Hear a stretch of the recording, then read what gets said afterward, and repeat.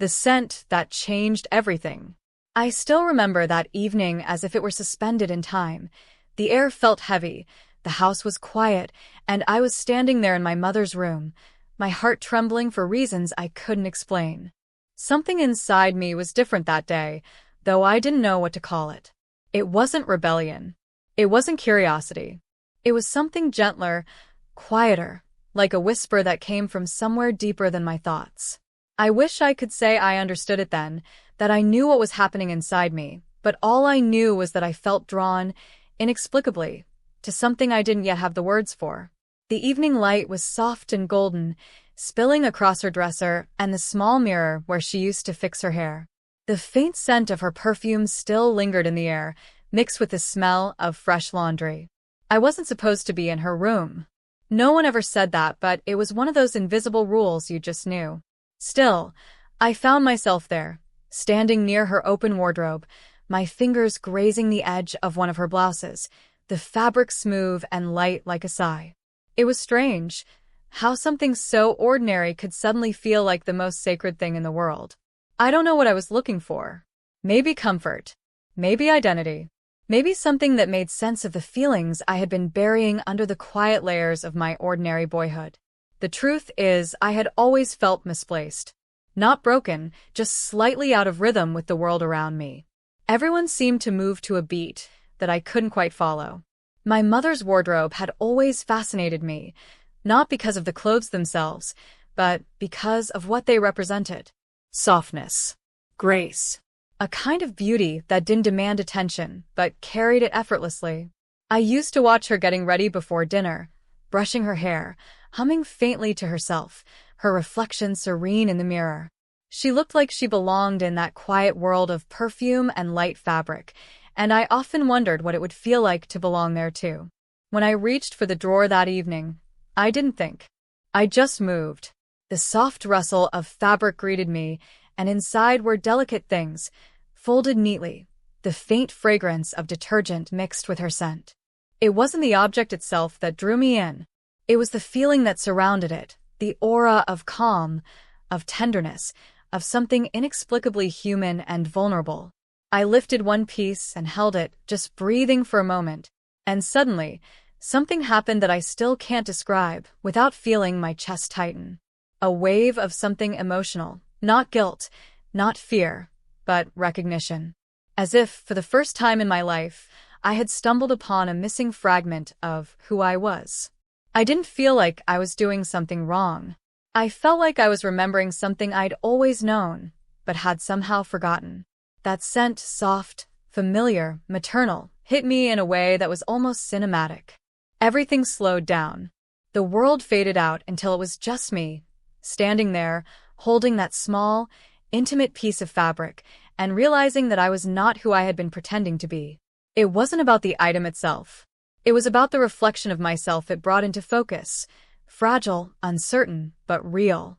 I remember looking at my own reflection in the mirror across the room, my face flushed, eyes wide, almost tearful. It felt like I was seeing someone else inside me, someone I had always silenced because I didn't know she existed. That night, I couldn't sleep. Every time I closed my eyes, I saw that moment again. The light, the scent, the stillness, the way my hands trembled as if I had touched something sacred. I didn't tell anyone. Of course I didn't. But something had begun inside me, quietly, beautifully, and it wouldn't stop no matter how much I tried to forget. In the days that followed, I noticed things I hadn't before. The softness in gestures, the elegance in voices, the way certain fabrics flowed when people moved. I caught myself mimicking the way my mother held her coffee mug, or how she tilted her head when she laughed. It wasn't copying. It was understanding. Like my body already knew the choreography, and my mind was just catching up. At first, I tried to fight it. I tried to bury those feelings under layers of denial, telling myself it was just a phase, that I was overthinking, that it didn't mean anything. But deep down, I knew something profound had awakened in me that night. Something that couldn't be undone. And then came the first time I truly saw myself, not as a boy confused about who he was, but as someone quietly learning to breathe in a world that never told him he could be soft. That realization scared me more than anything. Because once you start to see the truth, you can't unsee it. And I think that was the moment my story really began. The mirror didn't lie anymore. It's strange how silence can become heavier once you start hiding something from yourself. In the days that followed that night, I felt like I was walking around with a secret stitched beneath my skin, invisible to everyone else, yet impossible for me to ignore. Every sound in the house seemed louder, every reflection sharper, as though the world had quietly decided to expose what I was trying so hard to conceal. I remember standing in front of the bathroom mirror one morning, toothbrush in hand, and noticing my own eyes. Noticing them, really noticing, as if they belonged to someone else. There was a softness there I hadn't seen before. Or maybe it had always been there, and I had just never allowed myself to see it. The mirror felt like an accomplice now, silent, observant, patient. It didn't judge me. It just waited for me to admit what it already knew. My routine became different in small ways. Subtle. Harmless, I told myself. But those small acts carried a weight I didn't understand yet. I began taking longer to get ready in the morning. I'd stand in front of the wardrobe, not because I didn't know what to wear, but because I was thinking about what it would feel like if I could choose differently. Something softer. Something that reflected the quiet person I was becoming inside. One afternoon, when I was home alone, I found myself in front of my mother's mirror again. The same mirror where she used to fix her hair before going out. The same light slanting through the window. That same faint scent of perfume in the air. I didn't plan anything. I just stared. It felt like I was waiting for something, permission, maybe, or courage. I didn't know which. There's a moment in life when the world pauses, when fear and hope collide so perfectly that you forget which one you're feeling. That was me, standing there, fingers trembling slightly as I reached for a small brush on her dresser. I don't even know why I did it. Maybe because I wanted to understand what she saw when she looked at herself. Or maybe because I wanted to see what I could be if I stopped pretending. I brushed a strand of my hair differently that day, shaping it the way I had seen her do countless times. And the reflection that stared back at me wasn't foreign. It was familiar. Painfully familiar. Like I was finally meeting someone who had been waiting behind the glass for years. I froze, breath caught somewhere between awe and disbelief. I looked softer. Not transformed, not dramatically changed, just closer to what I felt inside. And for a fleeting second, I smiled. It wasn't a big smile, just the kind that happens when your heart finally exhales. But then guilt crept in. That sharp, cold feeling that always follows something beautiful when you've been taught it shouldn't be. I backed away from the mirror, brushing my hair back to how it was, as if erasing evidence of something fragile and forbidden. The sound of my heartbeat filled the silence. I didn't know why it felt wrong. I only knew it didn't feel wrong. That night, I couldn't stop thinking about that reflection. Every time I closed my eyes, I saw her again, the version of me that existed only when no one was watching. The version that felt more honest than the one the world saw. It wasn't about vanity. It wasn't about appearances. It was about truth, the kind you feel in your bones but are too afraid to name. And slowly, it began to seep into my daily life. I noticed how different fabrics felt against my skin. How I'd instinctively lower my voice when speaking softly. How I'd find comfort in quiet gestures, tucking hair behind my ear that wasn't even there, brushing imaginary strands from my cheek. It was as if my body was remembering movements that belonged to someone I was always meant to be. Then one evening, something happened that changed everything. My mother came home early from work. I heard her voice calling from the hallway, cheerful and warm, and I froze, because I had been standing in front of the mirror again, this time wearing one of her scarves loosely around my shoulders. It wasn't dramatic. It wasn't even that noticeable. But it was enough to send a rush of panic through me. I tore the scarf off and tossed it aside, my heart hammering in my chest. She opened the door a few seconds later, smiling, holding a grocery bag. "Oh, there you are," she said casually, setting the bag down. "I didn't know you were home." I muttered something, maybe a greeting, I don't even remember. My hands were still shaking. She glanced at the mirror, then at me, her eyes narrowing just slightly. Not with suspicion, but with a kind of quiet understanding that only mothers have. She didn't say anything, just smiled softly, brushed her hand through my hair, and said, "Dinner will be ready soon." That was all. Just that.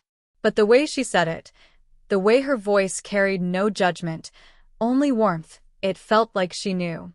Maybe not everything, but enough. And for the first time, I didn't feel completely alone. That night, I sat on my bed in the dark, the scarf folded beside me, and I realized that no matter how much I tried to deny it, something inside me was changing.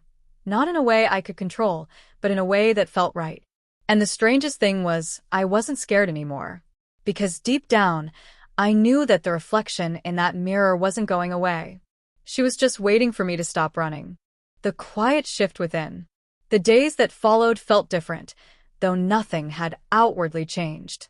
I still went through my usual routines, still wore the same clothes, still smiled when expected. But something invisible had begun to bloom inside me, a small, trembling truth that was no longer willing to stay silent. Every morning, I found myself drawn to the mirror, not to admire or criticize, but to listen. There's a kind of conversation that happens between the reflection and the soul when you're finally starting to see yourself honestly. I would stand there, half-dressed for school or work, and study the lines of my face, not to change them, but to understand them. To see if the softness I felt inside had found its way to the surface yet. It was subtle. The change. My posture. The way my eyes lingered on certain colors. The way I began to carry myself, even in small, unintentional gestures. It wasn't an act anymore. It wasn't pretending. It was me, emerging in quiet fragments, like dawn light slipping through blinds. I started doing small, almost invisible things that made me feel closer to that version of myself. Using a gentler shampoo that left a faint floral scent. Choosing lighter fabrics when I could. Sitting in ways that felt natural, even if they weren't how I was supposed to sit. They were tiny rebellions, maybe, but they weren't about defiance. They were about alignment. Sometimes I'd catch my reflection unexpectedly, in a window, a passing mirror, or the back of a spoon, and I'd pause. For a heartbeat, I'd see her again. The quiet girl in my reflection, who had been waiting all this time. One afternoon, after everyone had gone out, I went into my mother's room again. Not to take anything, just to be there. The room felt safe, wrapped in the faint fragrance of her perfume and the soft hum of the ceiling fan. I sat at her dresser, tracing my fingers along the edge of the mirror, and I whispered something I hadn't said aloud before. "I think I'm her." The sound of my own voice startled me. It wasn't a confession. It was a recognition. Saying it made it real, and that reality was both terrifying and beautiful. There was no dramatic transformation that day. No makeup, no clothes, no moment of sudden revelation. Just me, breathing quietly, finally allowing my heart to stretch into the space it had always needed. Over the next few weeks, I started noticing the world differently. How some people carried themselves with grace that felt effortless. How color could change the mood of a day. How kindness seemed to linger longer when it was spoken softly. I found myself drawn to these small, tender details, not because I wanted to imitate them, but because they felt like home. Of course, there were moments of doubt too. Nights when I lay awake, staring at the ceiling, wondering if what I was feeling was wrong. If I was disappointing someone, my mother, my family, myself. There were no answers, only the echo of my own uncertainty. But every time the fear grew too loud, I remembered that reflection, the quiet smile in the mirror that told me this was not shame. This was truth. One evening, my mother called me into her room again. She was sorting laundry, folding clothes methodically, her movements calm and deliberate. Without looking up, she said, "You've seemed quieter lately. Everything okay?" I hesitated, words catching in my throat. "Yeah," I said eventually. "Just thinking a lot." She nodded, still folding. Then, almost casually, she said, "You're growing into yourself. That takes time." Something about the way she said it made my chest ache. She didn't ask what I meant by thinking. She didn't pry. She just knew in the way only mothers sometimes do. That night, I sat by my window, the city lights flickering in the distance, and I realized how much her quiet acceptance meant to me. It wasn't permission. It was space, the kind that allows someone to become who they truly are. The next morning, I looked at my reflection again. My eyes looked softer. My shoulders less tense. For the first time, I didn't just see her, I greeted her. And though the world outside hadn't changed, I knew that inside me, something irreversible had begun. The mirror didn't lie anymore. The first step outside. I used to think transformation was a private thing, something that happened behind closed doors, in secret spaces where no one could see you changing. But I learned that real transformation isn't about hiding. It's about learning how to exist in the same world that once made you afraid to. It started with something small. It always does. One morning, as I stood in front of my dresser, my hands hovered over two shirts. One was the usual, plain, safe, invisible. The other was softer, lighter, a color I wouldn't normally choose. It wasn't dramatic, but it carried something in it that felt me. I held both for a while, torn between comfort and honesty. And then, without thinking too long, I chose the softer one. It was just a shirt, but to me, it was everything. When I stepped outside that day, the sunlight felt different. My heart was pounding so loud I could almost hear it echoing through the morning air. I kept wondering if anyone would notice, if they would see what I was slowly learning to see in myself. But as I walked down the street, something shifted. The world didn't stop. No one pointed. Life just went on. Indifferent to the war I had been fighting in silence. And that realization, it felt freeing. I caught my reflection in a cafe window and paused for a second, pretending to look at the menu. The person staring back at me still looked like the one the world expected to see, but there was a softness now, a calmness that hadn't been there before. I smiled, not because everything was perfect, but because, for once, I didn't feel like I was pretending. Later that week, I met a friend at the park, someone who had known me for years. She noticed something before I even spoke. "You seem different," she said, tilting her head curiously. "Lighter, maybe." I felt a sudden panic rise in me, that she had seen too much, that my quiet secret was written on my face. But then she smiled, and it wasn't cruel or confused. It was kind. "It suits you," she added simply. That moment, that gentle validation, felt like sunlight touching a frozen lake. It didn't break the ice completely, but it started the thaw. When I came home that evening, my mother was in the kitchen, humming to herself as she cooked. She looked up briefly and smiled. "You look happy today," she said. "I think I am," I replied, surprised at how easily the words came out. It wasn't about the shirt. It wasn't about what anyone saw. It was about finally stepping outside without armor, about realizing that the world wasn't as cruel as my fear had convinced me it would be. That night, I stood in front of the mirror again, the light dim and quiet, and whispered, "We did it." It felt strange talking to my reflection, but it didn't feel lonely. For the first time, I wasn't running from her. I was walking alongside her. It's funny how one small choice, one soft shirt, one honest smile, can make the world seem new again. I didn't know where this journey would lead, or how much it would ask of me, but I knew one thing for certain. I had taken the first step, and it was enough. Because sometimes, the first real transformation isn't about appearance at all. It's about courage, the kind that whispers quietly, "You can exist as yourself, even here." The weight of eyes. It's strange how quickly the world can start to feel smaller once you begin seeing yourself differently. Every hallway, every conversation, every mirror seemed to echo my secret now.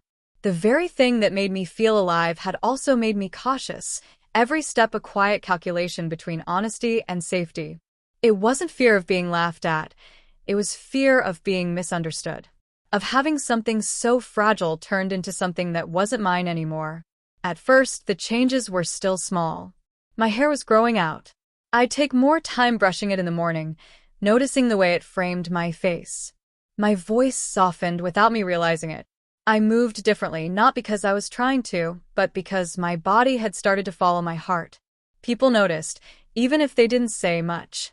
A friend tilted her head one day, looking at me longer than usual before smiling as if to say she approved, but didn't know how to ask. Others just looked confused, whispering little nothings that faded before they reached my ears. It wasn't hostility. It was uncertainty. But uncertainty still stings. One afternoon, while walking home from school, I passed by two classmates who used to joke with me all the time. They didn't say anything cruel, but their silence was heavier than any insult. I could feel their eyes following me, not in mockery, but in wondering. And that was somehow worse. It made me wish I could disappear, then immediately made me angry that I felt that way at all. When I got home, I went straight to my room and closed the door. I looked in the mirror and tried to find the courage I had that morning. It wasn't gone. It was just buried under the weight of other people's eyes. "I don't want to hide again," I whispered. "Not now." The reflection looking back at me didn't seem sure, but she didn't look away either. And maybe that's what strength really is, not the absence of fear, but the refusal to turn from yourself when fear comes knocking. That evening, my mother called me to help with dinner. She watched me for a moment as I set the table. I could feel her gaze, gentle, curious, patient. Then she said quietly, "You look comfortable in yourself lately." I froze, my breath catching slightly. "Is that bad?" I asked, my voice smaller than I meant it to be. She shook her head. "It's beautiful," she said simply, and went back to stirring the soup. Those two words, so casual, so ordinary, felt like a door opening inside me. Later that night, I lay awake replaying every glance, every whisper, every smile. It hurt, yes. But underneath the ache was something far stronger. The understanding that being seen, truly seen, was never supposed to be easy. The world had begun to notice, and so had I. And though part of me trembled beneath that new attention, another part finally stood taller. For the first time, I wasn't just learning who I was in secret. I was learning who I could be in the light. The question. It happened on an ordinary afternoon, the kind that doesn't warn you it's about to become unforgettable. The classroom buzzed softly.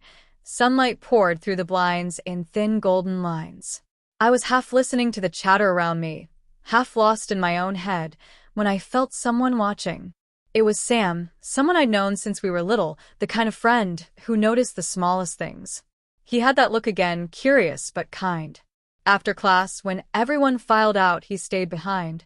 "Can I ask you something?" he said. I nodded, pretending to gather my books, though my pulse was already drumming. He hesitated, then spoke in that careful way people do when they're afraid of hurting you. "You seem different lately. Happier, maybe. But also just different. Are you okay?" For a second, the air around us went still. I could hear the clock ticking, the faint hum of the lights. I wanted to laugh it off, to say something easy, something that would make the moment disappear. But I couldn't. My throat felt tight, my hands colder than they should have been. "I'm okay," I said finally. Then, after a pause, "Actually, I think I'm becoming okay." He didn't say anything right away, just watched me, trying to read what I meant. And I think he understood more than he let on. "That's good," he said quietly. "You deserve that." Something in my chest loosened, a knot untied. I smiled, a real one this time. "Thank you," I whispered, because it was all I could manage. That night, I replayed the moment over and over. The simplicity of his words, the way he didn't need an explanation to offer acceptance. It made me wonder if maybe the world wasn't as heavy as I'd always imagined, if maybe there were people out there willing to hold a small piece of my truth without asking for the whole story. Still, the question lingered. Not Sam's, but the one that lived inside me. How much longer can I keep this halfway life, half seen, half hidden? When I looked in the mirror later that night, the reflection stared back like it was waiting for an answer. My hair brushed my shoulders now. The person in the glass looked softer than the one I remembered a few months ago. I ran a finger along the frame of the mirror, tracing the outline of that new face, and whispered, "Maybe it's time." I didn't know what time meant. To tell my mother? To tell the world? I only knew that pretending was getting harder than the fear of being found out. The next morning, I walked to school without the usual hesitation. The wind caught my hair, and instead of pushing it back the way I used to, I let it fall across my face. It felt like a small declaration, quiet but mine. When Sam saw me, he smiled again, the same calm, wordless kind of smile that said he understood. And in that moment, I realized how powerful it was to be seen by even one person who didn't look away. It wasn't the end of my journey. It was the first time I spoke it without words. What she already knew. That evening I found myself standing outside my mother's door again. The hallway light was dim, the air heavy with the smell of dinner she'd just finished cooking. My hand hovered near the doorknob for what felt like minutes. There wasn't a perfect moment for this, only the one I decided to take. When I finally knocked, her voice came through, calm as always. "Come in." She was sitting at the edge of the bed, folding laundry. The television murmured softly in the background. I sat beside her, close enough to feel the warmth of the lamp between us. For a long time neither of us said anything. The quiet felt almost sacred. "Mom," I started, my throat dry. "There's something I should tell you." She kept folding, but slower now. "Okay," she said gently. "Tell me." I don't really know how to explain it." My voice trembled. "It's like the person everyone thinks I am isn't the whole story. There's another part of me. The part that feels more real. More me." She set the shirt in her lap and looked at me. Her eyes weren't shocked or confused. They were soft, full of a kind of understanding that made my own eyes sting. "I think," I said, barely above a whisper, "I'm not meant to keep pretending to be someone I'm not." Silence again. Then she reached out, placed her hand over mine, and said, "I know." Those two words broke me open. All the fear I'd been carrying spilled into tears. I didn't even try to stop. She pulled me into her arms and let me cry, her hand moving slowly over my hair the way she used to when I was little. "You've known?" I asked finally. She nodded. "Mother's notice. I didn't know what you'd need from me, so I waited for you to tell me." She smiled, a little sadly. "You don't have to be afraid here." The room blurred through my tears, the weight I'd carried for so long dissolving with every breath. I told her everything then, how it started, the confusion, the relief, the fear of what people would think. She listened without interrupting once. When I was finished, she said, "You've always been gentle. I used to think that was your quiet strength. Now I see it's simply who you are." We sat there for a long time. No dramatic speeches, no grand declarations, just quiet honesty filling the space between us. When I finally got up to leave, she said, "However you choose to be seen, promise me one thing." "What?" "Be kind to yourself. The world will learn how to follow." I nodded, unable to speak. That night, for the first time in my life, I slept without the familiar ache of hiding. My reflection the next morning looked almost exactly the same, but the weight behind the eyes was gone. I smiled at her, and she smiled back like we'd both survived something. The house felt warmer, the air lighter. Nothing outside had changed, yet everything inside had. The first real morning. The next morning's sunlight spilled through my window like it had been waiting for this moment. I sat at the edge of my bed, letting it touch my face, and for the first time, I didn't flinch away from it. It didn't feel like a spotlight anymore. It felt like warmth, like permission. I opened my closet and stared at the quiet collection of clothes that had always felt like armor more than comfort. But tucked to one side, folded carefully, were the few small things that felt like me. A soft shirt my mom had quietly given me years ago, neutral enough to pass as unremarkable. A bracelet I'd bought but never dared to wear. I put them on, one piece at a time, feeling each small step as both terrifying and freeing. When I came downstairs, Mom was making coffee. She looked up, smiled, and said nothing. No surprise, no commentary, just a simple, "Good morning, sweetheart." That word, sweetheart, landed differently. I felt my chest tighten with a quiet gratitude. She handed me a mug, and I realized she'd poured it the way I liked it, extra milk, just a touch of sugar. The smallest things became sacred that morning. The day outside felt ordinary, yet every movement carried new weight. The way the wind brushed my hair, the way people's eyes passed over me without knowing what this day meant. It was like walking through the same world for the first time. Later, I went to the market. Just an errand. Just one small, unremarkable thing. But inside, it felt monumental. My reflection in the window as I walked past the bakery almost startled me. There she was, the person I'd only seen in secret before, faint but there. I smiled at her, shyly, like greeting a friend after a long silence. At the checkout, the cashier, a young woman with kind eyes, said, "I like your bracelet."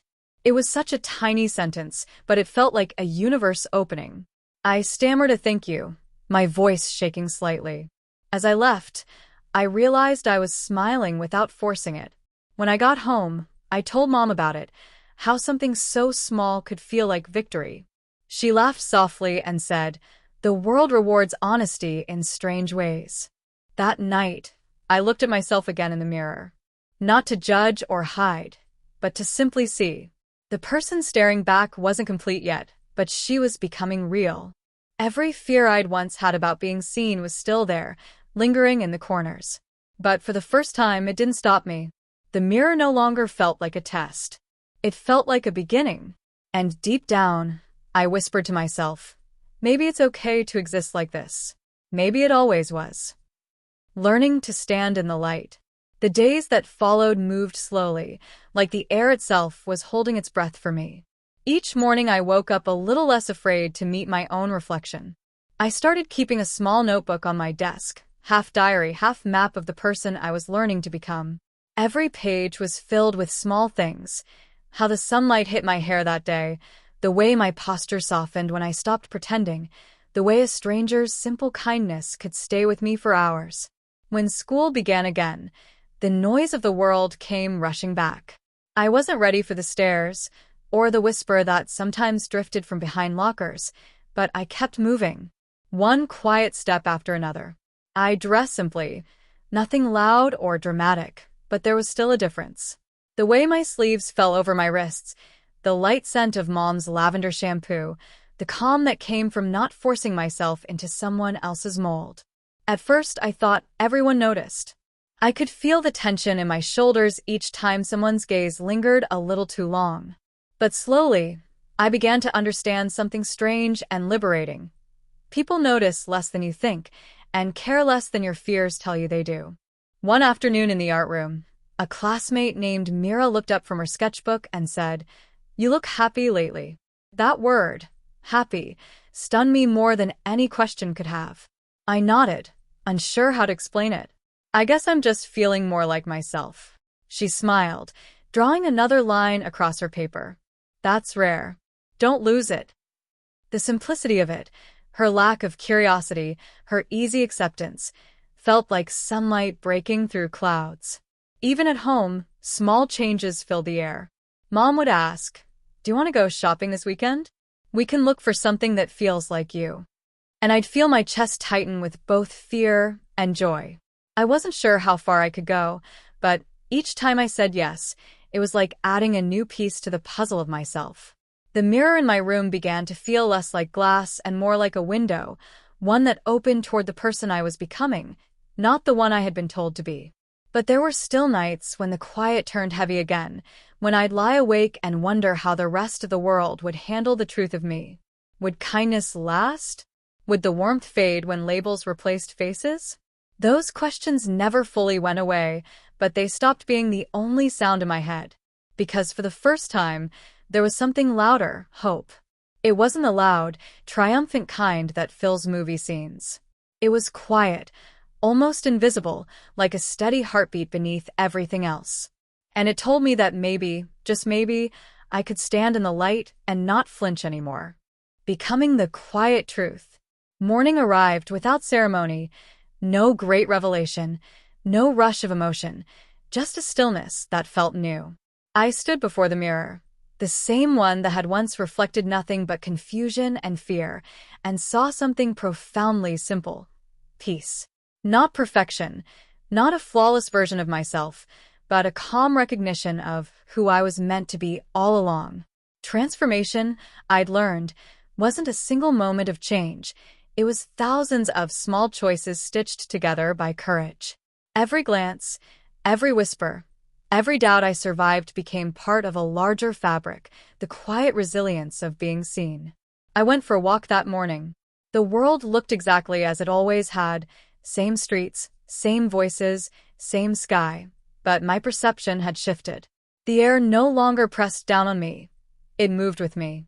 Each step felt deliberate, grounded, as though my existence had finally found its rightful rhythm. When I stopped by a cafe, the barista greeted me with a smile, the kind that sees you without question or hesitation. She asked for my name for the order, and without thinking, I said it, the name that had always lived in the back of my mind, soft but certain. Hearing it aloud felt like touching sunlight. Later that day, I returned home and found Mom tending to her plants. She looked up, her eyes reflecting that same quiet knowing they always had. "You seem lighter," she said. "I think I am," I replied. "I'm not hiding anymore." She nodded, her hands still in the soil, and said, "That's all any of us can hope for, to stop pretending we're smaller than we are." It struck me then how transformation isn't about becoming someone new. It's about finally allowing yourself to be the person you've always been beneath the noise. It's the reconciliation of inner truth and outer presence. As the evening fell, I opened my window, letting the soft wind move through the curtains. The scent of lavender drifted in again, a memory and a promise. I realized it no longer belonged to fear or secrecy. It belonged to home, to comfort, to the life I had rebuilt from within. The story didn't end there because self-discovery doesn't end. It evolves, deepens, softens, and continues. But that night, as I looked out at the fading sky, I understood something vital. Peace isn't found in approval or understanding. It lives quietly in authenticity. I closed my eyes and whispered, not to the world, but to myself, "I'm here. I always was." And for the first time, that was enough.